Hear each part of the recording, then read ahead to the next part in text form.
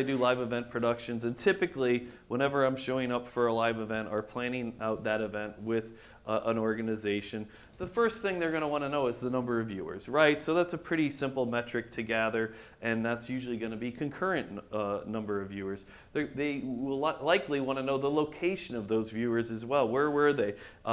Since I do a lot of streaming for the British Columbia government, the provincial government, they'd like a lot of those ministry broadcasts are for internal government employees, and they'd even want it broken down within the province, like how many people from the north end of the province attend it, because largely webcasts are done so they don't have to pay the cost of travel, right? Use taxpayer money to travel. No, just get hire a crew like me. It's going to be a lot cheaper to live stream. So knowing the location of those viewers.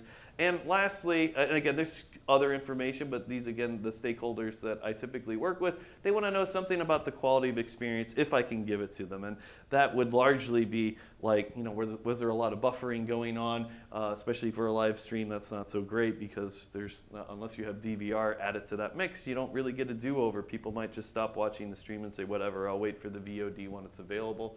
And more importantly, I think for me, as I'm getting deeper into analytics, is understanding more of those switches in bitrate renditions, right? How many people were watching low resolution, how many were watching high resolution, middle resolutions, all those kind of tiers of analytics. Unfortunately, I don't have an example of that last category, quality of experience, to show you in any kind of meaningful way, although some of the vendors I'm going to talk about could show it for you. And of course, the other thing they want is that they don't want to pay for it, right? They're like, oh wait, we have to pay for these analytics. Forget about it. Just give us your best guess, or whatever. Give us what of those requirements. What can you tell us? Because they don't want to have to pay on top of anything else that I would be doing for them.